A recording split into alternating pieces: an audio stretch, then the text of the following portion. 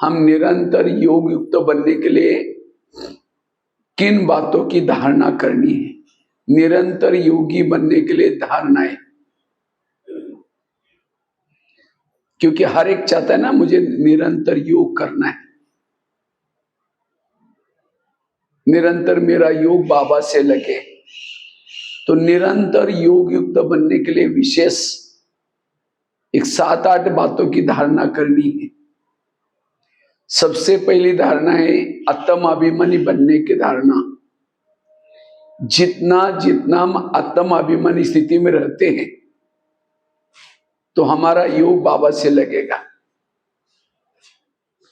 क्योंकि जब हम अपने आप को ही भूल जाते हैं तो बाबा क्या क्या होता है, वो भी भूल जाता है। इसीलिए बाबा हर मुरली में कहते बच्चे अपने को आत्मा समझो और फिर मुझे क्या करो, याद करो। क्योंकि बिना आत्म अभिमानी स्थिति के हम योग युक्त नहीं बन सकते। जिसे लाइट का कनेक्शन दिया है, पावर हाउस से कनेक्शन आ रहे हैं, लाइट आ रहे हैं, लेकिन यहाँ का जो तार है उसके ऊपर का रबर क्या किया है, हटाया, और तब जाकर के बल्ब जगा हुआ है। इसी तरह परमात्मा से योग युक्त होना है तो हमें देह भान का जो रबर है इसको उतार करके आत्मा के स्वरूप में टिकना है। जितना आत्मा के स्वरूप में टिकेंगे उतना योग युक्त बन सकेंगे। जितना हम खुद को भूल जाते हैं उतना खुदा भी क्या होता है, भूल जाता है। इसीलिए हर मुरली में बाबा कहते बच्चे आत्मा समझो, आत्म अभिमानी बनो।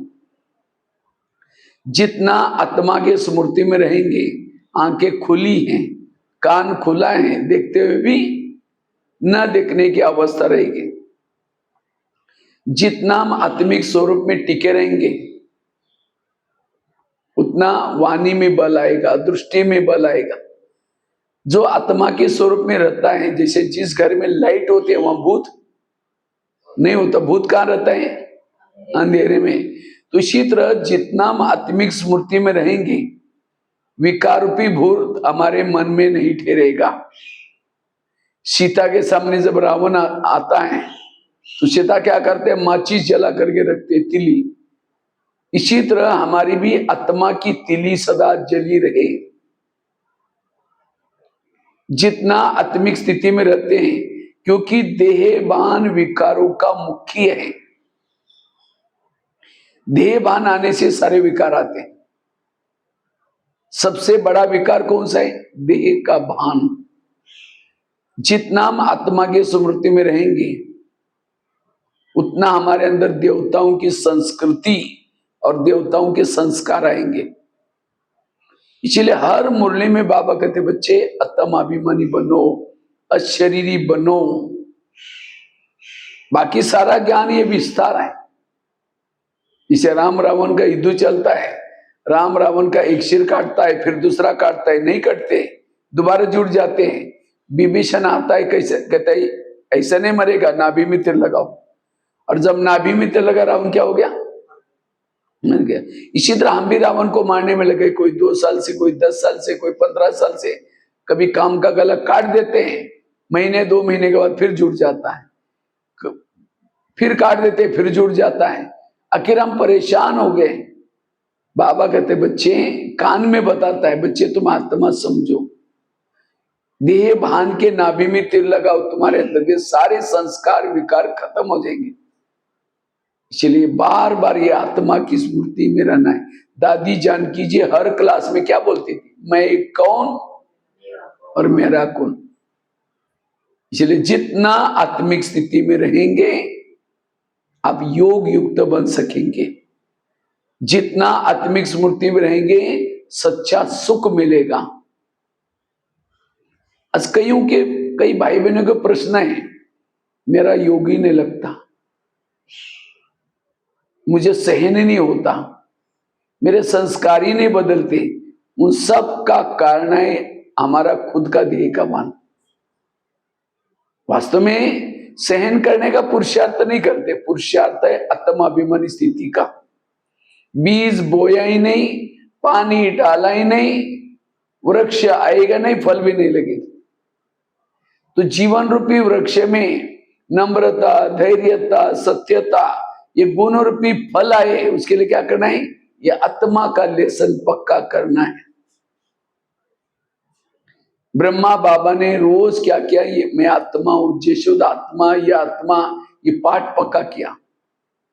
और इसी पाठ के कारण बाबा निरंतर शिव बाबा से जुड़े रहे। और इसलिए जो शिव बाबा के अंदर जो गुण और शक्तियां ब्रह्मा बाबा के अंदर आई, इसलिए आत्म अभिमानी के लेसन के द्वारा निरंतर हम योग युक्त बन सकेंगे, बाप समान बन सकेंगे। तो ये धारणा करनी है। लेकिन ये आत्मिक स्थिति मेरी सदा बनी रहे, उसके लिए पवित्रता की धारणा चाहिए, 7 स्वरूपों में स्थित रहने का अभ्यास चाहिए, सोमान में टिकने का अभ्यास चाहिए, संकल्प को कम चलाने का अभ्यास चाहिए, तब आत्माभिमानी बनेंगे। इसे गाड़ी को गैरेज में लगाते हैं, ड्राइवर कहां सोता है? अपने घर में सोता है। इसी तरह हमें भी शरीर की गाड़ी को सारा दिन घुमा करके रात को बेड पर रखना है। सोने के लिए कहां जाना है? अपने घर में। लेकिन हम कहां सोते हैं? इसी गाड़ी के अंदर सो जाते हैं। और इसीलिए फिर कल के दिन सारा दिन हमारे आत्मिक स्मृति नहीं रहती। इसलिए आत्मा का पाठ बार बार पक्का करना है। और जितना आत्मा का पाठ पक्का करेंगे, निरंतर योग युक्त बन सकेंगे। ये धारणा करनी है। दूसरी धारणा है, अगर मुझे निरंतर योग युक्त बनना है, उसके लिए आज हमारा योग क्यों नहीं लगता, उसका एक दूसरा कारण है, जो सारा दिन इंद्रियों के वश होता है, इंद्रियों के वश होता है, कर्मेंद्र के वश होकर होता है, गलत काम करता है, योग में बैठेंगे उसका योग लगेगा ही नहीं।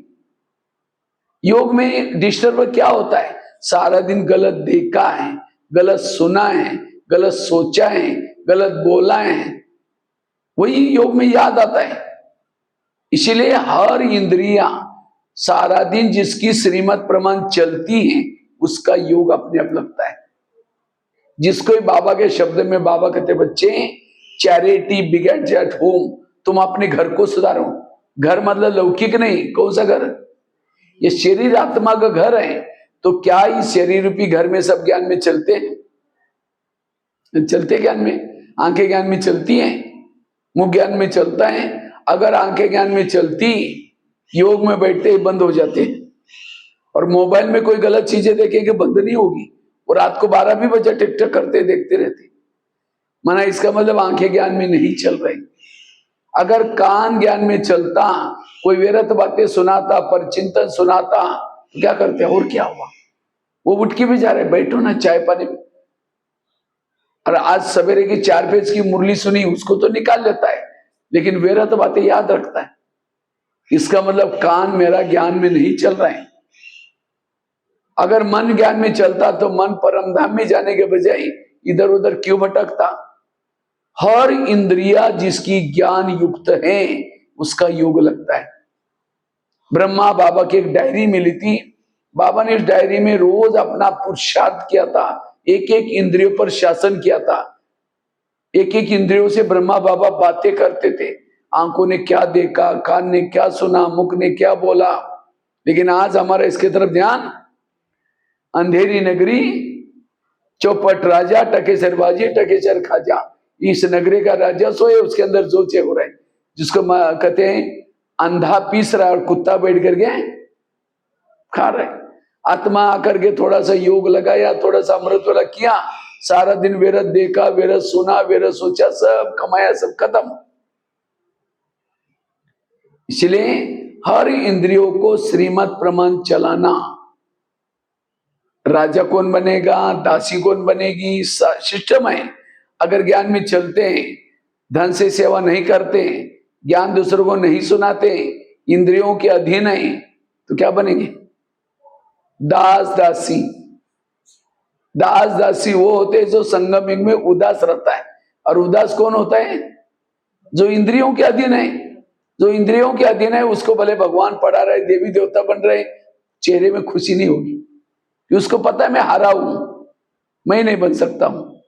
हारा हुआ कभी खुश नहीं रह सकता।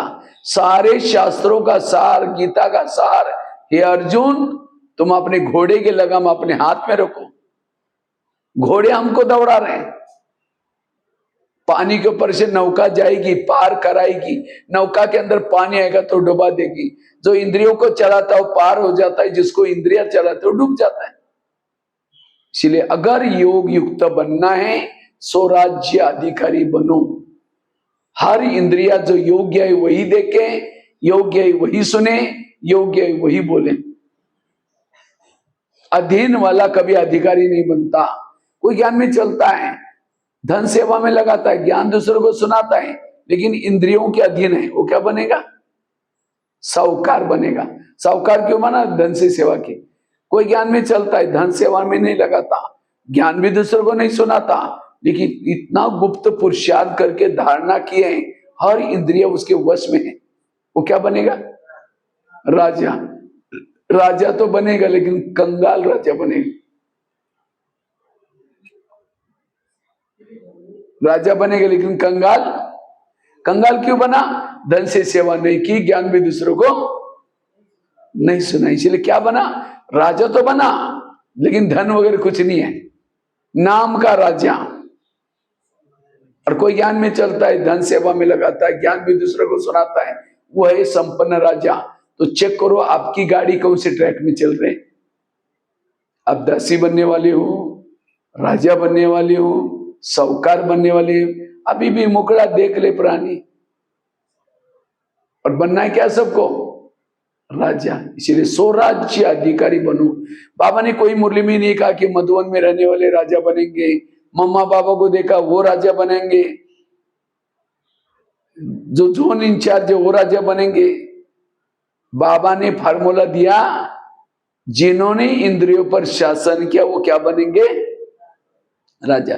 क्योंकि जिनका इंद्रियों पर शासन है उनका व्यवहार सबको पसंद आएगा, क्योंकि माता बड़ी अच्छी है, ये भाई बहुत अच्छा है। अच्छा है मतलब का? उसका इंद्रियों पर संयम है।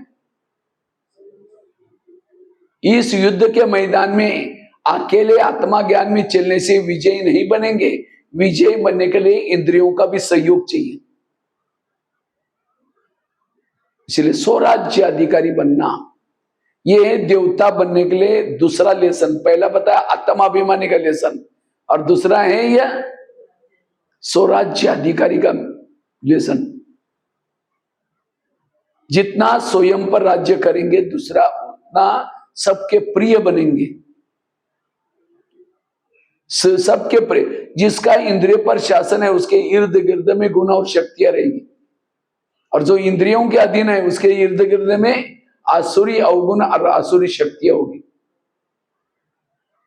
इसलिए स्वराज्य अधिकारी बनने का पुरुषार्थ। इसे भारत में अंग्रेज घुसे थे, कैसे घुसे थे? कहानियां पता है ना?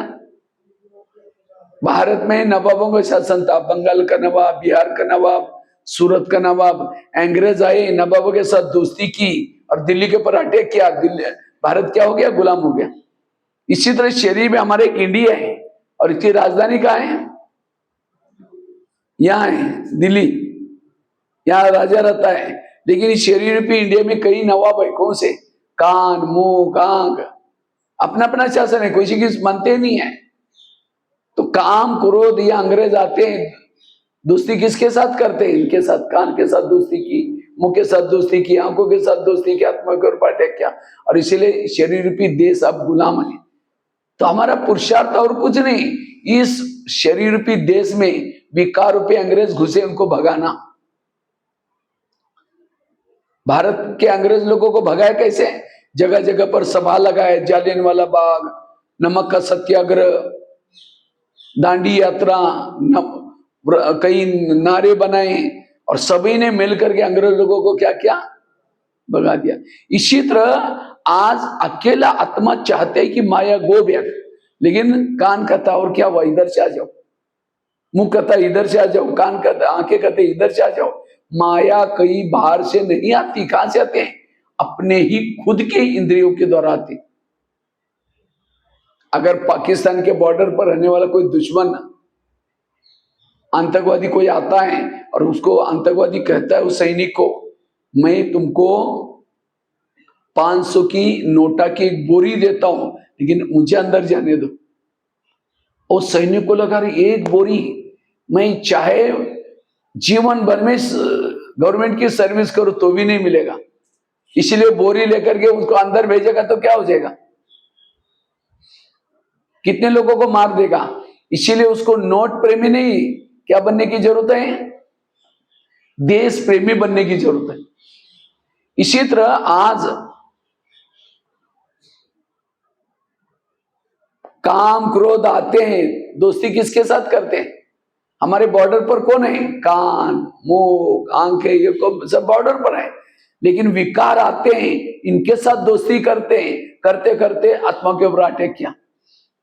इसलिए हर इंद्रियों से बातें करो, और जब इंद्रिया आपके, आज कई माता कहते हैं मेरे बच्चे मानती नहीं, क्यों नहीं मानते, जिसकी इंद्रिया नहीं मानते उसका कहना कोई नहीं मानेगा, बच्चे तो क्या कोई नहीं मानेगा। इसीलिए एक एक इंद्रियों को अपने फेवर में लो। आज कई कहते सत्युग कब आएगा, कृष्ण जन्म कब लेगा। सत्युग का गायन क्या है, एक धर्म एक राज्य एक भाषा एक कुल, तो क्या एक आत्मा का शासन पूरा बॉडी पर है, जब इसके ऊपर शासन है तो बाहर सत्युग कैसे आएगा। इसलिए स्वराज्य अधिकारी बनो। हाथ तो आपका है ना, आंखें भी आपकी है ना, जब आपके ही आपके वश में नहीं, ये दुनिया के ऊपर कैसे शासन करेंगे। इसलिए स्वराज्य अधिकारी बनो। मन को कहा यह मन तुम परमधाम में जाना, मन मार्केट में लेके गया। योग में कितना मन भटकाता है, जब आपका मन नहीं मान रहा है, चाहते नहीं है कि योग में बैठकर नींद करे, लेकिन जैसे योग लगना शुरू कर तुरंत दुड़क जाते। इसका मतलब आंखें मेरी नहीं मान रही। इसीलिए इनसे बातें करो। आजकल की मम्मी पापा इतनी बिजी हैं, बच्चा कहाँ जा रहा है, किसके संग में जा रहा है, क्या देखता है, देखने का पूछने का टाइम ही नहीं उनको। इसी तरह आज हम अपने अपने इतने व्यस्त हैं, मेरी आंखें सारा दिन क्या सुन रहे देख रहे हैं, मेरे कान आज सारा दिन क्या सुन रहे हैं, मेरा मन कहाँ कहाँ भटकता है, मेरी बुद्धि कहाँ कहाँ भटकती है, मेरा मुख क्या क्या विरत बोलता है, इनको कभी भी प्यार से पूछा कभी। इसीलिए कहा अंधेरी नगरी चौपट राजा टकेसर बाजी। इसलिए देवता बनना मतलब यहाँ ब्याज पहन लिया, सफेद ड्रेस पहन लिया, मुरली सुन ली, देवता बन गए, ये नहीं। देवता बनने के लिए हर इंद्रियों पर शासन करना है। यह है सूक्ष्म पुरुषार्थ। इससे आपके व्यवहार में, अपने संस्कार में बदलाव आएगा। तो हमें इंद्रियों से बातें कैसे करें। सबसे पहले बात करो कान से। हे मेरे कान, तुम मेरे इस राज्य के शान हो। अगर तुम ना होते मैं ईश्वरी मावक के दूसरों को ईश्वरी मावक के कैसे सुनता। इसलिए कान तुम्हारा बहुत धन्यवाद, क्योंकि मेरा तुम्हारे पर विश्वास है, इसीलिए मैंने तुमको बॉर्डर पर रखा है। कान कहाँ है, बॉर्डर पर है, लेकिन मैंने तो तुमको बॉर्डर पर रखा है। लेकिन आजकल तुम मुझे धोखा दे रहे हैं, मुझे तो पता नहीं था। आज मैं परम हितैषी शिव बाबा के पास गया था, शिव बाबा ने तुम्हारे लिए कुछ इशारे दिए हैं। इसलिए हे कान, तुम मेरा खाते हो, मेरा राज्य मेरा धोखा देते हो, मेरा को धोखा देता हो। अगर धोखा देगा मैं तुमको सजा दूंगा। और ये भी नहीं समझना मुझे कुछ पता ही नहीं चलता। आजकल शरीर पे किले के चारों तरफ से मैंने शीशी कैमरे का प्रबंध किए। आजकल लगाता ना शीशे कैमरे। अगर तुमने विरत देखा मैं तुमको सजा दूंगा। आगे चलो मुख के पास। हे मुख, तुम मेरे इस राज्य के शान हो। अगर तुम ना होते मैं ईश्वरी मावा के दूसरों को कैसे सुनाता। लेकिन कभी कभी तुम परचिंतन की बातें करते हो, विरत बोलते हो, अपमान करते हो। मेरा आत्मा भाई मेरे से उठ जाता है, मुझे बदुआई देता है, हमारे संबंध बिगड़ते। का मैं तुमको इसीलिए रखा। आगे चलो, आंखों के पास है आंखें। मुझे 84 जन्म में बहुत आंखें मिली, लेकिन तुम्हारे जैसे भाग्यशाली आंखें कोई नहीं मिली। तुम्हारे द्वारा मैंने सत्यम शिवम सुंदरम को देखा है ना माउंट आबू में। तो ये आंखें तुमने उस प्रभु को देखने बाद इस दुनिया की गंदी बातें व्यर्थ बातें क्यों देखते हो। देखेगा मैं तुमको सजा दूंगा। आगे चलो पांव के पास। हे पांव, तुम मेरे इस राज्य के शान हो। अगर तुम ना होते मैं सेवा करने के लिए कैसे जाता। सेवा की, मुख ने भाषण किया, आदि दुआ किसको मिली? पांव को। कर्मना सेवा हाथ से की, आदि दुआ किसको मिली? पांव को। क्यों? पांव घुटने के ऊपर पूरा शरीर को उठा के लेके आता है। घुटने के ऊपर किसने उठाया पूरा बॉडी को? पांव ने उठाया। इसीलिए कोई भी व्यक्ति घर में आता है उसके चरण छूते। छूना चाहिए तो आत्मा को, लेकिन चरण को क्यों छुआ? क्योंकि चरण ने आत्मा को लाया। लेकिन कभी कभी हे चरण, तुम परचिंतन करने के लिए भी सबको लेके जाते हो। परचिंतन किया मुख ने, आधा पाप पैर को। फिल्म देखे आंखों ने, आधा पाप किसके पर चढ़ा? अगर पांव कहता नहीं नहीं मैं राजा का खाता हूं, राजा के लिए धोखा नहीं दूंगा, हे मुख तुमको जाना है, तुम परिचिंतन करने के लिए जाओ, तो मुख कहेगा ठीक है तुम नहीं आएगा, मेरा काम रुकेगा, मैं जा रहा हूं। अकेला निकल के जाएगा?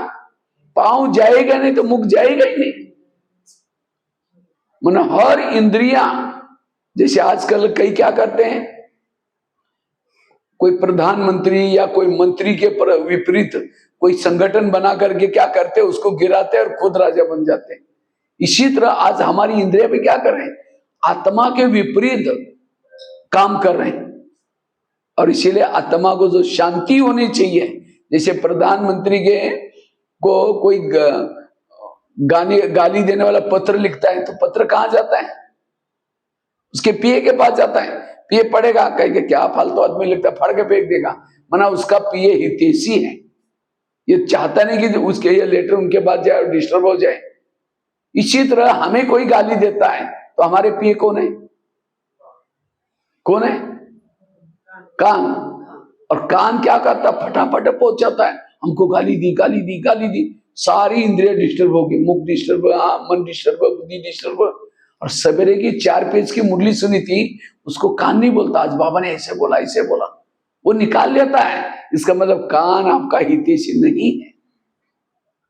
जैसे प्रधानमंत्री दिल्ली में शांति में कब बैठेंगे? जब उसके पार्टी के सारे लोग अपनी ड्यूटी एक्यूरेट करते। एक ने गलत काम की, भ्रष्टाचार किया, उनकी नींद फिट जाएगी, नाम उनका खराब। इसी तरह आंखों ने गलत देख लिया, आत्मा की नींद फिट गई। मन ने गलत सोच लिया, आत्मा की नींद फिट गई। इसलिए हर इंद्रियों को अपनी ड्यूटी एक्यूरेट करनी, और इसीलिए रोज उनकी पूछताछ करना, उनका दरबार लगाना, इससे हमारी योग युक्त स्थिति बनेगी। आगे चलो मन के पास। हे मन, तुम्हें मेरे इस राज्य के शान हो, अगर तुम ना होते मैं ईश्वरीय महावाक्यों का चिंतन मंथन कैसे करता। लेकिन कभी कभी तुम व्यर्थों का भी चिंतन करते हो, करेगा मैं तुमको सजा दूंगा। आगे चलो बुद्धि के पास। है बुद्धि, मैंने सभी इंद्रियों में से चुन करके तुमको मंत्री बनाया। बुद्धि कौन है? कौन सा मंत्री? गृह मंत्री है। सारे घर का, शरीर का कारोबार किसके पास है? बुद्धि के पास। लेकिन हे बुद्धि, मैंने तुमको तो मंत्री बनाया, लेकिन तुमने कोई ऐसे गलत निर्णय लिया और तुम्हारे कारण मेरी राजाई गई, मुझे रावण के जेल में डाला गया। क्या मैंने, मेरे फायदे, विश्वास का यही फायदा क्या? अगर तुम कुछ व्यर्थ निर्णय करेगा मैं तुमको सजा दूंगा। ये है स्वराज्य अधिकारी स्थिति। स्वयं को, बाबा कभी कहते बच्चे स्वयं को बदलो। तो स्वयं को बदलना मतलब ब्याज पहन लिया, सफेद ड्रेस पहन लिया, बदल हो गया। स्वयं को बदलना अर्थात हर इंद्रियों को श्रीमत प्रमाण चलाना। ये गीत है ना अपना, देख तेरे संसार की क्या हालत हो गई भगवान, कितना बदल गया इंसान। तो इंसान बदला मतलब क्या? हाँ, इंसान बदला मतलब क्या? 4 आंखें आ गए इंसान को, क्या 4-5 आंख आ गए, कान आ गए, 2 मुख हो गए। इंसान बदला मतलब उसके विचार बदले, हर इंद्रिया उसके ऊपर शासन करने लगी, और इसीलिए आज इंसान की ऐसी हालत हो गई। ये इंद्रिया उसको नचा रहे है राजा, लेकिन आज इंद्रिया क्या करते हैं? उसको नचा रहे। इसीलिए बाबा कहते हैं मन का राजा बनो, इन इंद्रियों का राजा बनो। तो ये हो गया सवेरे का दरबार। फिर रात को सोने से पहले फिर चेक करो, सबसे पहले बात करो किसे? कान से बात करो। हे मेरे कान, आज तुम्हारा सारा दिन का चार्ट कैसा रहा? तुम्हारा बहुत बहुत धन्यवाद। 7 बजे तुम्हारे द्वारा मैंने मुरली सुनी थी, लेकिन 12 बजे कोई माता जी आई थी और किसी की परचिंतन की बातें सुना रही थी और तुमने बड़ा नजदीक जाकर सुना था, और क्या हुआ? मैंने शीशे कैमरे के रिकॉर्डिंग में देखा है। तो तुमको मैंने सुनने के लिए मना किया था, तो भी तुमने सुना, इसीलिए तुम्हारे सजा सजा मतलब कैंची लेकर के कान को काट करके नहीं फेंको, जा तुम यहां से। कौन सी सजा दो? दोबारा मुरली सुनो, क्योंकि जिस कान में ज्ञान कमी है वही पर चिंतन सुनता है। आगे चलो मुख के पास। मुख, तुम्हारा चैट कैसा रहा? कान ने दरवाजा खोला तो कम से कम तुम्हारा दरवाजा तो बंद रखना चाहिए था, क्योंकि मैं तो 5-6 दरवाजे के अंदर बैठा हूं। तुमने भी बोला हाँ वो बहन ऐसी करते हो, भाई ऐसा करता है, इसलिए तुम्हारे लिए सजा कौन सी? कल का दिन तुम्हारा कारोबार बंद रहेगा। मौन है मुख की सजा। ये है स्वयं को परिवर्तन करने का तरीका। जिसका इंद्रियों पर शासन है उससे पाप कर्म ना होगा, उसे भूले नहीं होगी। आज हमारी भूलों का मूल कारण है इंद्रियों की अधीनता। आज दुनिया में जो भी क्राइम हो रहे हैं, कोई किसी का मर्डर करता है और जीवन भर में वो आत्मा क्या करते हैं? फिर जेल में पश्चाताप करती है, क्योंकि इंद्रियों ने गलत काम कर दिया और राजा को धोखा, राजा पश्चाताप कर रहे हैं। इसलिए सारे गीता का सार है, हे अर्जुन तुम अपने घोड़े की लगाम अपने हाथ में रखो, और जिसके घोड़े कंट्रोल में है उसके जीवन में परिवर्तन आएगा, उसके जीवन में वैल्यूज आएगी। ये है आध्यात्मिकता, ये है। इसलिए गीता सर्वोच्च शास्त्र है। जितने भी शास्त्र हैं सबसे इंपॉर्टेंट शास्त्र कौन सा है? गीता। क्योंकि गीता ने अपने ऊपर शासन, और जिन सारे शास्त्रों में यही बातें लिखे, दो स्वयं को बदलो, ये लेकिन कैसे बदलना उसकी युक्ति केवल गीता में ही है, और कोई शास्त्रों में युक्ति नहीं है। इसलिए बाबा कहते बच्चे इंद्रियों पर शासन करो, इससे आपकी योग युक्त स्थिति बनेगी। 2 बातें बताई। पहली बात आत्माभिमानी बनना, दूसरी बात कौन सी बताई? स्वराज्य अधिकारी बनना। तीसरी बात है अगर हमें योग युक्त बनना है तो योग को विधि से करने की जरूरत है। योग कैसे करो? विधि से। नहीं तो कई बैठते योग में, मन एक तरफ है, बुद्धि एक तरफ है और बैठे हैं, फिर घड़ी में देखेंगे और कितना मिनट देखना है। टाइम पास वाला योग नहीं करना है, विधि से करो। जैसे आजकल मोबाइल को चार्ज करते हैं, कैसे करते हैं मोबाइल को चार्ज? मोबाइल को चार्ज करने की विधि होती है। क्या विधि है? मोबाइल को प्लग के पास लाकर रखते हैं पहले तो बात, और केवल प्लग के पास रखेंगे नहीं, उसके तारे भी प्लग में डालेंगे, और एक तार नहीं दोनों भी तारे डालेंगे। इसी तरह शरीर हमारा मोबाइल है, आत्मा उसकी क्या है? बैटरी है, और इसको चार्ज करना है तो बाबा ने जगह जगह पर प्लग के पॉइंट बनाए। सेंटर क्या है? प्लग है। हमें दिन में एक बार अपने मोबाइल को, शरीर को कहां लाना है? सेंटर पर। अच्छा, मोबाइल को ला करके प्लग के पास रखा, उसकी तारे डाली नहीं, क्या चार्ज होगा? इसी तरह हमने भी शरीर को ला करके क्लास में पटकाया, रख दिया, लेकिन मन बुद्धि नीचे भटक रहे, चार्ज हो गए क्या? केवल यहां आना पर्याप्त नहीं, यहां आने के बाद भी ध्यान मन कहां जाए? बाबा के पास। अच्छा, तारों को प्लग में डाल दिया, लेकिन बाजू का बटन रात भर बंद था, स्विच ऑफ था, चार्ज होगा? इसी तरह हमने भी यहां करके बैठ गए, लेकिन मन बुद्धि परमात्मा में लगाई, लेकिन स्मृति का स्विच ऑफ है, कोई सोचा नहीं, ढो के बैठे, बस चार्ज नहीं होगे। चार्ज होने के लिए स्विच चालू करो। अच्छा, स्विच चालू किया, लेकिन कभी तार प्लग में डाल रहे, फिर निकाल रहे, डाल रहे, निकाल रहे, डाल रहे, निकाल रहे, तो क्या बैटरी चार्ज होगी? इसी तरह हम यहां करके मन बुद्धि बाबा में लगाते, कभी निकालते, कभी लगाते। कैसे लगाते हैं? समझो कोई माता योग लगाने के लिए आ रहे हैं, और आते थे, रास्ते में क्या देखा? और ये बहुत अच्छा बैंगन की सब्जी लेके जा रहे हैं, फिर सोचेंगे आज शाम को बैंगन का भरता बनाएंगे, शाम को इसकी सब्जी बनाएंगे, लेकिन पहले सोचे कि जाकर क्लास सुन करके जाते समय लेके जाएंगे, यहाँ करके बैठे, लाल लाइट चल रहा है, गीत बज रहे हैं, शुरू करके मैं आत्मा हूँ, शांत स्वरूप हूँ, शक्ति स्वरूप हूँ। फिर सोचे झोला तो लाए नहीं, थैला तो लाए नहीं, सब्जी कैसे लेके जाए, तार प्लग से निकल गए। फिर कहे ठीक है, मैं आत्मा हूँ, शांत स्वरूप हूँ। उसके बाद तो प्लास्टिक का झोला तो होगा ही, उसमें लेके जाएंगे, मैं आत्मा हूँ, शांत स्वरूप हूँ। फिर सोचे कि गैस के ऊपर जो दूध रखा था, वो गैस को मैंने कम किया या बंद किया। फिर सोचे कि कोई देख लेगा, मैं आत्मा हूँ, शांत स्वरूप हूँ। फिर कहेंगे अरे घर में तो मेहमान आने वाला था, मैंने सोचा था उसके लिए छोले बनाऊं, चने, लेकिन रात को तो भिगो ही नहीं, छोड़ो छोड़ो और कुछ बनाएंगे, मैं आत्मा हूँ, शांत। लाल लाइट की सफेद लाइट होगी, योग का टाइम। सामने वाला बैठने वाला सोचा वहां इन्होंने आधा घंटा योग किया, लेकिन इनका योग कहाँ लगा है? वो सब्जी वाला योग या बैंगन वाला योग, बाबा वाला योग नहीं था। अगर ऐसे योग करेंगे सारा दिन, कर्म में योग कैसे करेंगे? इसलिए योग को विधि पूर्वक करो। ध्यान में भी बैठने के बाद मेरा ध्यान का उच्च करो, बुद्धि के ऊपर एक परमात्मा के सिवाय कोई भी बातों का प्रभाव ना हो, ना खाना बनाने का प्रभाव, ना कोई देखने का, ना कोई वस्तु का। बुद्धि फ्रीडम रहे। जितनी बुद्धि क्लियर उतना परम धाम में जाते हैं। बुद्धि गाय है, मन उसका बछड़ा है। बुद्धि कैमरा है, मन टीवी है।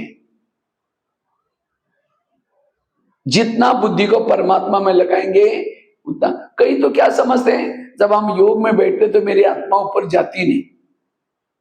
क्या योग में बैठने समय आत्मा शरीर से निकलकर ऊपर जाती है? जाती है? हाँ? नहीं तो कई बार हम क्या करते हैं, टीवी में, आजकल यूट्यूब में, कई आजकल पीसा पॉइंट टीवी में क्या दिखाते हैं, जैसे योग में बैठा, जैसा बैठा बिंदी निकली, करके ऊपर गई, परमात्मा के पास चिपक गई। लेकिन हमारे से तो कुछ जाता ही नहीं। तो हमें लगता है शायद हमारा योग नहीं लगता। योग याद रखना, योग में कभी भी आत्मा शरीर से निकल कर ऊपर नहीं जाती। मैंने मोबाइल का एग्जांपल आपको दे रहा था। जब मोबाइल को चार्जिंग में लगाया, क्या मोबाइल से बैटरी निकल करके प्लग में घुसने के लिए गई? हाँ? तो बैटरी चार्जिंग के समय कहाँ रहती है? हाँ? अंदर ही रहती है, मोबाइल के अंदर। इसी तरह हम योग में बैठते हैं तो आत्मा निकल करके ऊपर नहीं जाती, आत्मा तो अंदर ही है। इसके साथ जो मन बुद्धि तार है वो जाकर के परमात्मा से टच होती है। मन बुद्धि जाना जरूरी है। और जिसका ध्यान और मन जाता है वो परमात्मा से करंट आता है, शक्ति आते हैं, उससे आत्मा की बैटरी चार्ज हो जाते हैं। जैसे मैंने अभी आपको कहा, इसी समय माउंट आबू में ओम शांति भवन के सामने आप खड़े। ओम शांति भवन तो देखा है ना सभी ने? ओम शांति भवन पीछे पहाड़ी है बैकग्राउंड में। जैसे ओम शांति भवन के अंदर गए, एक स्वर्ग का मॉडल रखा हुआ है, वो देख करके आप अंदर गए। अंदर जा करके देख करके फिर नीचे आए पांडव भवन में, शांति स्तंभ के पास गए। शांति स्तंभ मार्बल का बना हुआ है, बड़ा साइलेंस पावर है वहां। ब्रह्मा बाबा के अंतिम संस्कार उसी जगह पर किए। वहां से आप आगे झोपड़ी की तरफ गए, एक झूला भी बाजू में रखा हुआ है। झोपड़ी के अंदर प्रवेश करते ही वहां क्या देखा, एक ब्रह्मा बाबा जहां पत्र लिखते थे, खटिया अभी भी गदीला रखा है, एक तकिया भी रखा हुआ है, उसके ऊपर बैठ करके बाबा लिखते थे। वहां से आप बाबा के रूम में आए जहाँ नीला सा ट्रांसलेट है, एक खटिया भी रखे जहाँ बाबा निवास करते थे। वहां से आप ज्ञान सरोवर में आए, ज्ञान सरोवर किचन के कॉम्प्लेक्स के सामने। वहां से आप पीस पार्क में गए, पीस पार्क जहां सामने दिखाए कि गुरु शिखर वाला चित्र वो दिखाया है। वहां से आप नीचे शांतिवन में आए, दादी प्रकाश मणि का स्तंभ। वहां से डायमंड हॉल में प्रवेश किया जहां परमात्मा का मिलन होता है, विशाल डायमंड हॉल है। वहां से आप तपस्या धाम गार्डन में गए। तपस्या धाम गार्डन से पीछे मुड़कर एक पहाड़ी पर देखा जहां लिखा हुआ है ओम शांति। तो सब दिखाई पड़ा ही है? हाँ, दिखाई पड़ा भी। तो आपकी तो आंखें मुझे देख रहे, लेकिन वो कौन देखा? बुद्धि। इसको कहते हैं बुद्धि। ये आपका योग बिल्कुल अब 100% कहां लगा था? माउंट आबू में लगा था। बिल्कुल अभी माउंट आबू में आप बिल्कुल यात्रा ही किया। ऐसे हम यहाँ शरीर में बैठे भी क्या करना है? यहां से अव्यक्तोत्तर में जाना है। ब्रह्मा बाबा उठ करके खड़े होते हैं, आपको गले लगाया या अनुभव करना है। फिर बाबा ने आपको पावरफुल दृष्टि दी, उसके बाद मस्तक के ऊपर हाथ रखा। हाथ रखते हैं, आपका प्रकाश का शरीर भी लोप हो गया, एक आत्मा बिंदी बनी। उसी बिंदी आत्मा को बाबा ने हाथ में लिया, पावरफुल दृष्टि दिया, ऊपर उछाल दिया, सीधा परमधाम। ये दृश्य को देखना और अनुभव करना, ये है योग। लेकिन हम क्या करते हैं? बुद्धि के सामने कोई दृश्य नहीं, कुछ नहीं, मैं आत्मा हूं, शांत स्वरूप। मन को विचार दे रहे, जब मन को विचार देना बंद करते, बुद्धि जो देख रहे हैं, आते कुछ लेना होगा, कहीं मिलना होगा, किसी ने कुछ बोला होगा, उसका चित्र तो सामने है, तो वही बात याद आती है। इसलिए योग को विधि से करना। और जिन्होंने योग की विधि को समझा, जितना योग अच्छा करेंगे उसका कर्म में योग लगता है। जो योग का अनुभव करता है उसको सच्चा सुख शांति की अनुभूति होती है। इसीलिए हर मुरली में बाबा क्या बोलता है? बच्चे आत्मा समझ करके क्या करो? मुझे याद करो। तो जितना योग आप अच्छा करेंगे, विधि पूर्वक करेंगे, आपकी स्थिति पावरफुल बन जाएगी। तो आज हमारा योग, मन भटकता है, बुद्धि भटकती है, और इसलिए आज योग में प्रॉब्लम्स आते हैं। और योग एक तो बैठ करके योग और दूसरा कर्म में योग। हमें दोनों भी कला सीखनी है। बैठ करके योग करने की भी कला सीखनी है, कर्म में योग लगाने की कला भी सीखनी है। बैठ करके योग लगाने के लिए हमें रोज 2, 2.5, 3 घंटा योग करना है। अमृत वाला 1 घंटा, क्लास के पहले आधा घंटा, कल भी मैंने आपको बताया था। तीसरा, रात को सोने से पहले। उसके बाद ट्रैफिक कंट्रोल, नुमा शाम का योग 6:30 से 7:30। इसी तरह जितना योग को बढ़ाएंगे, और जिन्होंने योग का आनंद लिया, उसको संसार की कोई भी बातें आकर्षित नहीं कर सकती। संसार में सबसे बड़ा योग बल है, योग बल। इसलिए हमें योग बल को बढ़ाने की आवश्यकता है, लेकिन विधि से योग लगाना। तो कितनी बातें हो गई? 3 बातें बताई। पहली बात कौन सी सुनाई? आत्म अभिमानी स्थिति से ही हमारी योग युक्त स्थिति बनेगी। दूसरी कौन सी बताई? स्वराज्य अधिकारी बनकर के रहने से हर इंद्रियों पर शासन। तीसरा बताया विधि पूर्वक योग लगाना। चौथी बात है, अगर स्वयं में परिवर्तन करना चाहते हो, योग युक्त बनना चाहते हो, इसके लिए अपने संस्कारों को परिवर्तन करो। जितना आप अपने संस्कारों को परिवर्तन करेंगे, उतना योग युक्त बन सकेंगे। जैसे कोई भी माँ बच्चों को प्यार करते हैं, कब करते हैं? जब वो बच्चा माँ का कहना मानता है, उतना प्यार करेगी। इसी तरह परमात्मा का प्यार को प्राप्त करना है तो हमें क्या करना है?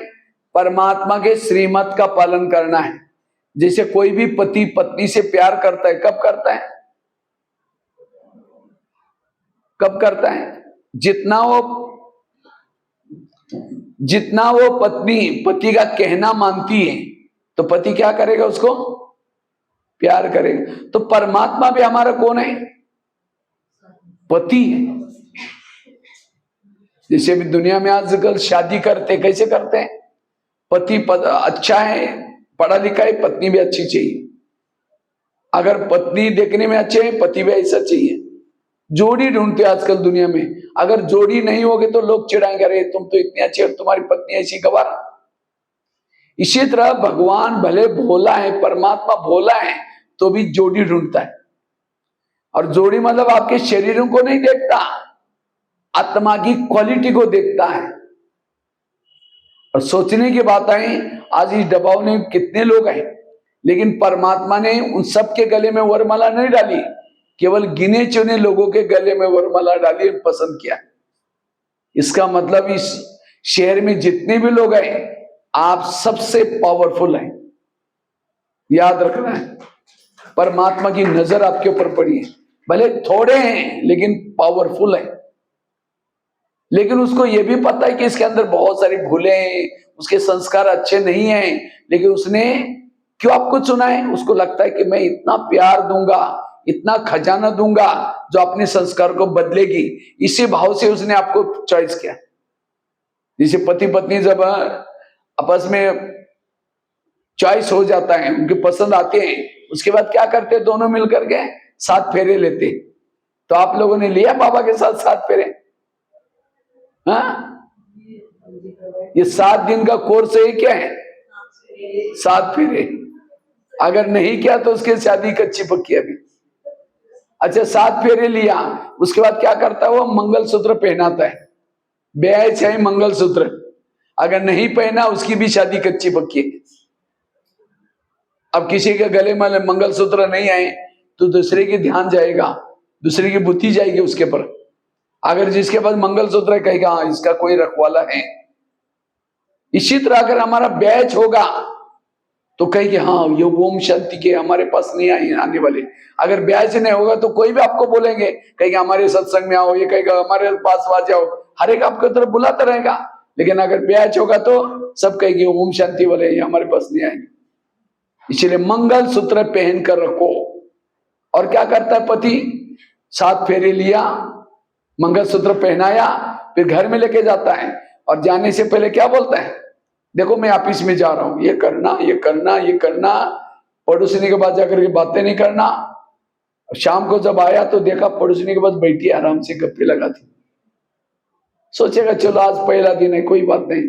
दूसरे दिन पर वही रोज पति कहता है, वो काम करती ही नहीं और पड़ोसी के पास बातें करती है, तो दोनों का आपस में क्या हो जाएगा? फिर झगड़ा होते होते कहेगा तुम अपने घर में ठीक, हम अपने, जिसको आजकल दुनिया में कहते हैं डाइवर्स हो गए दोनों का। इसी तरह आजकल ये भी करते, डाइवर्स नहीं करते, आजकल क्या करते हैं? पत्नी नहीं मानती, पति दूसरी शादी करता है। जो पहली खाया पिया मरी, उसके तरफ ध्यान ही, बुद्धि हट गई उसकी, और उसके लाइफ का क्या फायदा? पति का ना प्यार मिल रहा है ना स्नेह। इसी तरह परमात्मा भी हमारा पति है, परम धाम से आता है, रोज हमें डायरेक्शन देके जाता है। मुरली क्या है? मुरली को 2 कॉलम में लिखो, आज पति ने क्या काम दिया है और कौन सी बातें मना की है, 2 कॉलम में लिखो। और जो मना किया वो नहीं करो, करने के लिए बोला उसको करो, ये ज्ञान। और हम क्या करते हैं? मना किया है उसको कर लेते। जब शाम को योग में बैठेंगे, वो पति प्यार कैसा करेगा? अगर योग में प्यार नहीं मिल रहा है, दाल में जरूर कुछ काला है, मेरे से कुछ नियम मर्यादा टूटी, नहीं तो फिर क्या करेगा? एक दिन आएगा यहां से भगा देगा। आज कई भाई बहन ज्ञान में चलते थे, लेकिन आज है ही नहीं, चले गए। क्यों? कारण तो कुछ भी, मेन कारण है पति ने उसको यहां से भगाया। अब संस्कार नहीं बदलेंगे तो उसका नाम खराब हो जाएगा। इसलिए संस्कारों को बदलो।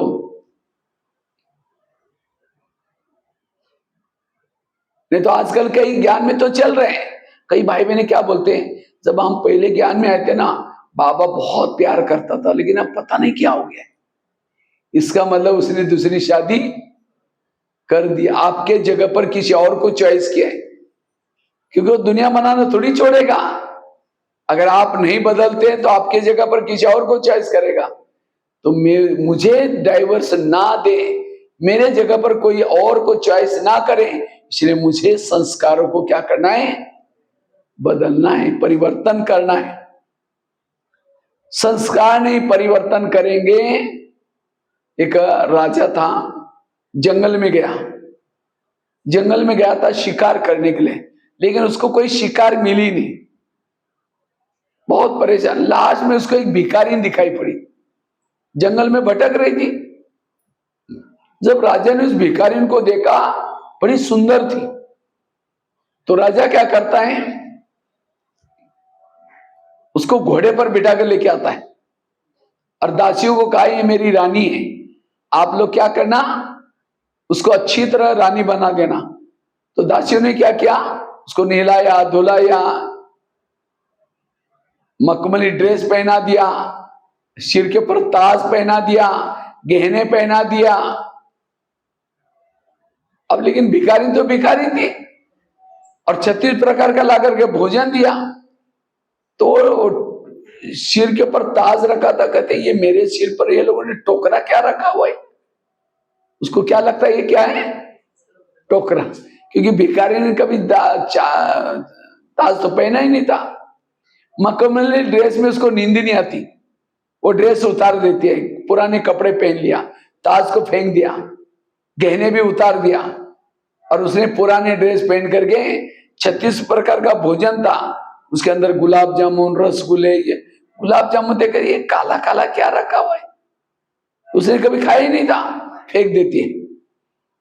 उसमें से रोटी केवल देख करके कहते हाँ ये कोई खाने की चीज रखे, उसने भिखारी ने केवल रोटी खाई थी। तो क्या करते हैं, पुराना ड्रेस पहन लेती हैं, ताज निकाल करके फेंक देती हैं और एक हाथ में कटोरा लेती हैं और जो रोटी मिली थी उसके टुकड़े बना करके दीवार को चिपकाती हैं और वहां से कहते हैं माई भिक्षा दो माई, क्योंकि वही रोज की आदत, और उसको लेकर के बासी बना करके खाने में मजा आते हैं। तो उनके दासियों ने जाकर राजा का कान में बताया आपकी जो रानी है ना, पूरा कमरा गंदा बना दिया, हमको नहीं जाना वहां। कहा कि तुम लोगों ने सब कुछ दिया ना, हमने सब कुछ किया, उसको नहलाया धुलाया सब कुछ किया, ड्रेस दिया, वो निकाल करके फेंक देते और अपनी पुराने ड्रेस पहन लेते। तो राजा ने जाकर के आंखों से देख लिया, खिड़की खोल करके बदबू आने लगी, तो उसको बुला करके कहा तुम इधर आ, तुम ऐसे क्यों कर रहे हैं, कहते मुझे यही अच्छा लगता है, उसके वही संस्कार थे। राजा ने उसको घोड़े पर बिठाया, लेके गया, जंगल में छोड़ के आ गया वापिस। कितना अच्छा चांस मिला था, राजा की रानी बनी थी, संस्कार नहीं बदले, पांव के ऊपर कुल्हाड़ी मार दी। ये कहानी किसी और की नहीं। हम भी दुनिया में भटक रहे थे, भगवान सुख दो, शांति दो, ज्ञान का बूंद दो, क्या क्या भटक रहे थे। बाबा की नजर पड़ी, वहां से उठा करके सेंटर पर लाया, 7 दिन तक नहलाया, ज्ञान स्नान करा, इतने मैले हो गए थे, फरिश्ता का ड्रेस पहना दिया, जिम्मेवारी का ताज पहना दिया और रोज 36 प्रकार का ज्ञान का भोजन दे रहे हैं। लेकिन हम फरिश्ता का ड्रेस निकाल करके वही चमड़ी वाला ड्रेस पहन लेते हैं। अगर एक सोने का डब्बा लिया, सोने का डब्बा, सोने के डब्बे के अंदर कुछ लेट्रिन डाल दिया, जो रोज फेंक के आते हैं उसको डाल दिया आपकी आंखों के सामने और उसको बंद कर दिया, लेट्रिन डाल दिया, कुछ खांसी करने पर जो कप निकालता वो भी डाल दिया, हाडी माउस डब्बे में डाल दिया और डब्बे को पैक करके आपके हाथ में दिया और कहा कि इसको लेकर के दिल में लगा कर रखना, इधर उधर बिल्कुल नहीं रखना, और जब भी आपको कहीं टाइम मिलता है उस डब्बे से प्यार करना, चुंबन लेना। लेंगे? आप कहेंगे नहीं नहीं, हमको पता है अंदर क्या डाला हुआ है। तो शरीर क्या है, एक सोने का डब्बा है, गोरी से ऊपर से चमड़ी है, लेकिन अंदर इस डब्बे में क्या भरा हुआ है, वही लेट्रिन भरा हुआ है, कप भरा हुआ है, हाडी मौज भरी है, और 10 बार आईना तोड़ते रहेंगे मैं कितनी अच्छी हूं, कितनी अच्छी हूं। अगर शरीर में अच्छे हैं, आत्मा अच्छे है, बाकी कुछ भी अच्छा। इसलिए संस्कारों को बदलो, संस्कार बदलो तब योग लगेगा, नहीं बदलेगे तो हमारा योग नहीं लगेगा। अभी चल रहा है ना, सफाई का महीना चल रहा है, दिवाली आने वाली, तो ये है सफाई, जो कचरा भरा हुआ अंदर, तब हमारे घर में, अर्थात हम सतयुग में जाएंगे, घर घर में लक्ष्मी आएंगे, मतलब यहाँ कलयुग में आने वाले नहीं, कहाँ आने वाले हैं, सतयुग आएगा तो हर घर घर में क्या होगी, संपन्नता होगी, कोई भी कमी बाबा ने कहा ना, कुछ दिन पहले कहा, सतयुग में घी दूध दही की नदियां बहेगी। नदियां मतलब कोई घी कोई पानी जैसे बहेगा नहीं, बरसात में तो पानी आएगा ना, वो पानी में इतनी टेस्ट होगी। आज का घी और सतयुग का पानी समान होगा। आज के घी में भी ताकत नहीं है। इसलिए बाबा कहते हैं संस्कार को बदलो। तो क्या क्या बताया योग युक्त बनने के लिए? पहली बात आत्माभिमानी बनना, दूसरी बात स्वराज्य अधिकारी बनना, तीसरी बात विधि पूर्वक योग लगाना, और उसके लिए मोबाइल का एग्जाम्पल दिया, और चौथी बात संस्कारों का परिवर्तन करना। चौथी बात लास्ट के 5वीं सुना करके पूरा करेंगे। अगर हमें योग युक्त बनना है, अपने कर्मों को महान बना दो, कर्म अच्छे करो। जिसके कर्म गलत हैं वो योग युक्त नहीं बन सकता। अच्छे कर्म करो, श्रीमत के आधार से कर्म करो। जो हेरा फेरी करता है, इधर की बातें उधर करता है, कर्म गलत करता है, मुख में राम बगल में छुरी, वो योग युक्त नहीं बन सकता। कोई बहन या भाई सामने नहीं आए, दो चार जन मिलकर उसकी बुराई करेंगे, ये ऐसी है, वो ऐसी है, ये ऐसे, अचानक आई क्या कहेंगे? ओम शांति। अभी हम आपको याद करें थे, मुख में राम बगल में, वो कभी भी योग युक्त नहीं बन सकता। योग युक्त बनने के लिए कर्म अच्छे चाहिए। जिसको जो ड्यूटी मिली है, समझो कोई टीचर है, स्कूल में पढ़ाते हैं, पीरियड का टाइम चल रहा है और ये ऑफिस में गप्पे मारते बैठे, वो जो धन आएगा, जो पगार आएगा, तो क्या वो पगार से शांति मिलेगी उनको? नहीं मिल सकती।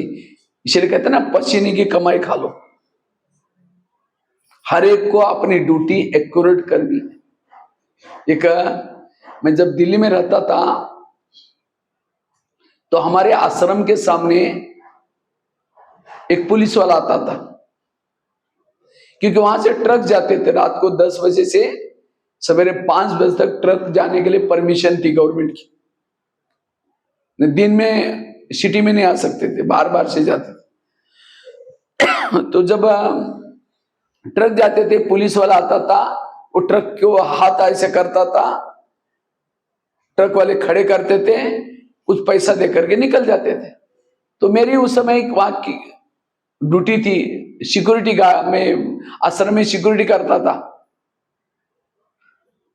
वैसे तो 10-12 बजे तक, थोड़ा 11-12 बजे तक बंद करके फिर सो ही जाते थे, लेकिन तब तक थोड़ा दरवाजा लगाना, ये करना, कौन आया गया वो देखने होता।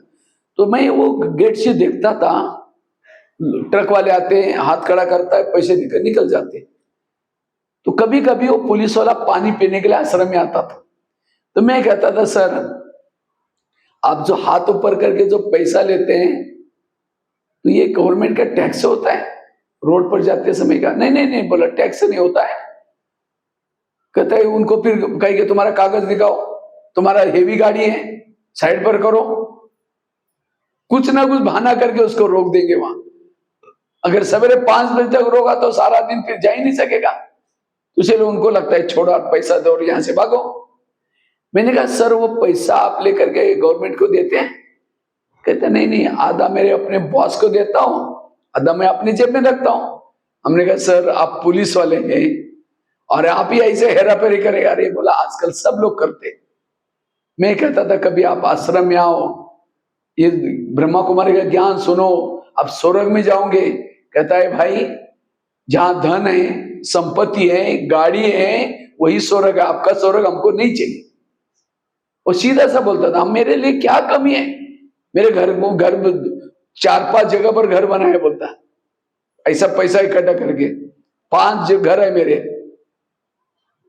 2-3 गाड़ी हैं, कोई कमी नहीं। बोला क्या काई का, हमको स्वर्ग नहीं चाहिए आपका। कभी कभी आता था, कहता था देखो मैं बैग खाली लाया, भर के लेके जाऊंगा, आपको दिखाऊंगा सवेरे जाते समय। दोनों की दोस्ती हो गई हम लोगों की। वो रोज बीच बीच में आता रहता था। तो एक दिन जब वो आया था, उनके चेहरे में थोड़ी उदासी देखी। मैंने कहा सर आज क्या बात है, उदास लग रहे हैं। कहता है मेरा एक ही बेटा था, मैंने उसको पैसे से तोला, हर चीज उसको दी। अभी आईआईटी में पढ़ता है, एडमिशन नहीं मिल रहा था, मैंने डोनेशन भर करके एडमिशन लिया। लेकिन आज उसके कॉलेज से उनके टीचरों का फोन आया, आपका बेटा 8 दिन से गायब है, देख लेना कहां चला गया। तो कहता है मैं फिर उनके दोस्तों के नंबर मेरे पास थे, उनको फोन करके मैंने पूछा अभी क्या मामला है। तो उन्होंने कहा आपके बेटे ने 8-10 दिन पहले एक लड़की से शादी की, लव मैरिज किया और यहां से भाग गया। तो उसने कहा क्या बात है, वो वहां जाकर के प्रत्यक्ष देखोगी क्या क्या हुआ है, मैं चलता हूं थोड़ा जाकर देख के आता हूं। तो सोचा कि आज मैं निकलने वाला था, थोड़ा एटीएम में पैसा नहीं निकालने के लिए गया, तो एटीएम का नंबर उसको भी दिया था, उसने सारा पैसा निकाल दिया और कहता है मैंने जिंदगी में जितना कमाया था सारा लेके चला गया। मेरा बेटा गया इसलिए मैं उदास नहीं हूं, लेकिन मैंने जिंदगी में जो भी पैसा कमाया सारा लेके गया इसलिए मैं उदास हूं। मैंने कहा सर वो कमाया कैसा था, ऐसा हाथ करके कमाया, ऐसा चला गया। इसीलिए कहते हैं ना पश्चिमी की कमाई खाओ।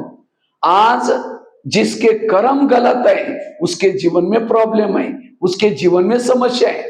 इसलिए अपने कर्मों को महान बना दो, योग युक्त बन सकेंगे। जिसके कर्म गलत है वो शांति में नहीं बैठ सकता, उसके मन में धैर्यता नहीं आ सकती, सहन शक्ति नहीं आ सकती, शांति नहीं आ सकती। इसलिए परमात्मा के श्रीमत प्रमाण चलो। परमात्मा का श्रीमत इतनी दूसरे को दुख देकर उसको लूटो। परमात्मा का श्रीमत ये नहीं अपनी बहू को दहेज लाने के लिए पड़तालो, मारो पीटो। अगर मार पीटे करके यहां बैठेगी, बहू के संकल्प चल रहे, वो रो रहे और आप यहां से परमधाम में जा रहे, मैं आत्मा हूं शांत स्वरूप, वो बहू नीचे खींचेगी और आप ऊपर उड़ेंगे, नहीं जा सकेंगे, योग नहीं लगेगा। ऐसा कोई काम ना करो जो आप लोग कोई बददुआई दे, उनके संकल्प विकल्प चले, दूसरों को रुलाओ, ऐसा काम नहीं करना। इसलिए अपने कर्मों को महान बना दो। जिसके कर्म महान है, कई को क्या लगता है भगवान हमें दुख देता है, भगवान किसी को दुख मिलता है व्यक्ति के अपने खुद के कर्मों से। अगर आपके वर्तमान समय में जीवन में प्रॉब्लम है, कोई पति तंग कर रहे हैं, बच्चे ठीक नहीं है, सास तंग कर रहे हैं, ये सब आपके पिछले जन्मों के कर्मों का हिसाब है। रोने से सोचने से क्या खत्म होगा, इसको मुझे चुप्त करना है। एक घटना आपको सुनाते हैं, इससे आपको बहुत अच्छा स्पष्ट होगा। एक मुंबई में एक बच्चा रहता था, मम्मी के साथ रहता था। तो मम्मी अकेली थी, उसके पति नहीं थे, उसके बच्चे नहीं थे, एक ही बच्चा था बस सिर्फ। और वो बच्चे का पापा जी तो मर गए थे, कोई नहीं था, झोपड़ी में रहते थे। एक मम्मी मजदूरी का काम करती हैं। एक दिन वो मम्मी मजदूरी का काम करने के लिए जा रहे थे, तो बच्चे भी साथ में जा रहा था। इतने में उस बच्चे ने क्या देखा, एक गुब्बारे वाला गुब्बारे बेच रहा था। तो बच्चा दौड़ करके क्या करता है, गुब्बारे लेने के लिए गया। जैसा लेने के लिए गया, एक माँ को लगा इसको कुछ हो ना जाए, तो माँ क्या करते उसको पकड़ने के लिए दौड़ी, एक कार आई स्पीड से, माँ उसके अंदर खत्म। बच्चा पीछे मुड़ के देख रहा, अरे मेरी मम्मी भी गई। ऊपर देख करके भगवान को कहता है, भगवान आप कितने निर्दय हैं, मेरे माँ बाप को तो पहले लेके गए, मम्मी को भी लेके गए, मुझे कोई बहनें नहीं, भाई नहीं, मेरे को झोपड़ी में रखा, गरीब बनाया, इसलिए मेरे से कोई दोस्ती भी नहीं करता, आप कितना निर्दय हैं। भगवान को गाली देता है। अब मम्मी थोड़ी वापिस आएगी। 4 दिन के बाद उस बच्चे को भूख लगी तो झोपड़ी खोल करके बाहर आया, तो पड़ोसिनी ने देखा कि बेटा अब तुम्हारा कोई नहीं रहा, तुम मेरे पास आओ, चाय बेचने का काम करो, खाने का प्रबंध करूंगा। तो बच्चा रोज चाय बेचने के लिए जाता है। एक दिन उस बच्चे से गलती से ग्लास टूट गया, वो चाय वाला इतना डांटता है उस बच्चे को। आखिर बच्चा उदास होकर के कहता है, भगवान मैं जहां भी जाता हूं मुझे दुखी मिलता है। आखिर उसने शादी की, पत्नी आई, वो भी झगड़ा लो आई। आखिर उस बच्चा शराबी बना। एक दिन आ रहा था, किसी ने कहा ये झोपड़ी तुम्हारी मम्मी को दी, तुम खाली कर, यहां से चले जा, रहने का भी प्रॉब्लम। तो उसने शादी की, पत्नी आई, वो भी झगड़ा लो। तो उसने खुद का एक चाय का दुकान चालू किया। तो एक दिन चाय बेच रहा था, 10-12 लोग आए, कहा कि हमको चाय चाहिए, दिया, वो पी के जाने लगे। तो बच्चा कहता है चाय का पैसा दो, जैसा पैसा मांगा, वो 10-12 लोगों ने इतनी पिटाई की इस बच्चे की, बेहोश करके छोड़ के चले गए। आखिर उसको देरी से होश आया, कहते हैं भगवान ये सब मेरे साथ क्या हो रहा है। अभी मैंने जैसा कि वैसा दुकान शुरू किया था, सामान बिखर करके चले गए, मुझे मार के चले गए। आप कितना निर्दय, कितना, मुझे उसको लगता है भगवान ही मुझे दुख दे रहे। आखिर वो बच्चा क्या करता है, पत्नी को जाकर सुनाता है मेरे साथ आज ऐसा ऐसा हुआ। पत्नी और भी झगड़ा करते, तुमने ऐसा कुछ बोला होगा। आखिर वो दुखी होकर के घर में सो रहा था, खिड़की खुली थी, उसकी नजर ऊपर गई। कहते हैं भगवान आप कितना मुझे दुख दोगे, कितना ये कर गया, ऐसा करते करते सो गया।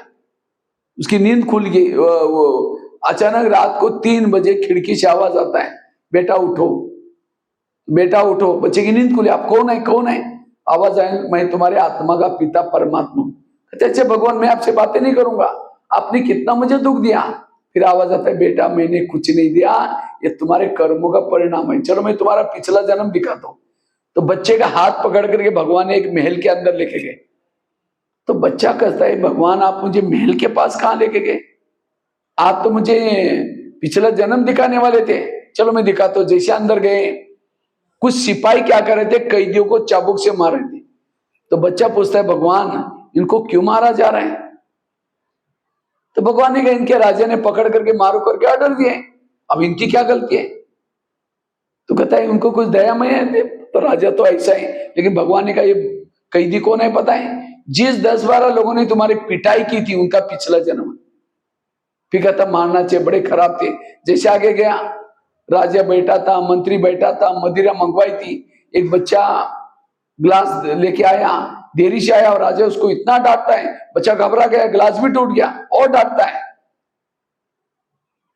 तो बच्चा पूछता है जो भगवान के साथ है, छोटे बच्चे को क्यों डांटा जा रहा है? भगवान ने कहा राजा का स्वभाव ही ऐसा है। लेकिन भगवान ने कहा ये बच्चा को नहीं पता है, जिस चाय वाले ने तुमको डांटा था उसका पिछला जन्म है। फिर कहता डांटना चाहिए, बड़ा खराब था। जैसे आगे गए, एक अंडरग्राउंड में एक व्यक्ति बैठा था ऐसा दुखी होकर के, कपड़े फटे थे, सामने खाना पड़ा था, बेड़िया डाली थी, चारों तरफ चेन से बांधा था, बेड़ियों से चाकले चेन से बांधा था उसको। तो बच्चा पूछता है भगवान ये कौन है? कहा क्या राजा का बड़ा भाई। कहता राजा का बड़ा इस अवस्था में? ये राजा बनने वाला था, लेकिन खुर्ची के चक्कर में इस राजा ने क्या क्या इसका अंडरग्राउंड में रख दिया, देशद्रोही बनाया और खुद राजा बनकर के बैठा है। लेकिन भगवान ने कहा ये कौन है पता है? तुम्हारे पत्नी का पिछला जन्म है। इसका मतलब वो बच्चा पिछले जन्म में कौन था? राजा था। राजा बनकर के कैदियों को मार दिया, वही कैदी चाय पानी पीने के बहाने आए, उसका अपना बदला ले लिया। राजा बनकर के बच्चों को डांटा, वही बच्चा चाय वाला बना, और राजा गरीब बच्चा बना, अपना हिसाब ले लिया। भाई के साथ ये व्यवहार किया, वही भाई की आत्मा पत्नी के रूप में आकर के अपना हिसाब लिया। भगवान ने कहा इतना ही नहीं, तुमने राजा बनकर के झोपड़ियों को आग लगवाई थी, रहने का मकान नहीं है, तुमने अनेक बच्चों को मरवाया था, इसलिए तुम्हारे कोई भाई बहने नहीं है। तो उस बच्चे के जीवन में इतनी प्रॉब्लम आई, क्या भगवान ने दिया? उसने कर्म ऐसे किए। इसलिए आज ये क्यों सुनाया? आज आपके जीवन में कोई तंग करता है, परेशान करता है, जिसका बहुत टेंशन आता है, वो कौन है? आपने भी कभी उनके साथ किया था। इसलिए भजन है ना, किसके झोले में कांटे हैं तो किसके झोले में फूल। कोई कारण होगा रे, कोई कारण होगा, बांटने वाले। इसलिए कर्म अच्छे करो। जिसके कर्म ठीक नहीं वो योग युक्त नहीं बन सकता। इसलिए श्रीमत प्रमाण हर कर्म करो। तो ये 5 बातें अगर लेके जाएंगे तब आप निरंतर योग युक्त बन सकते हैं। पहली बात कौन सी बताई? आत्माभिमानी बनना। दूसरी बात स्वराज्य अधिकारी बनना। तीसरी बात विधि पूर्वक योग लगाना। चौथी बात संस्कारों का परिवर्तन, और पांचवी बात कर्मों को महान बनाओ। ये 5 बातें अगर करेंगे तब आपकी स्थिति योग युक्त बन जाएगी। ठीक है, ओम शांति।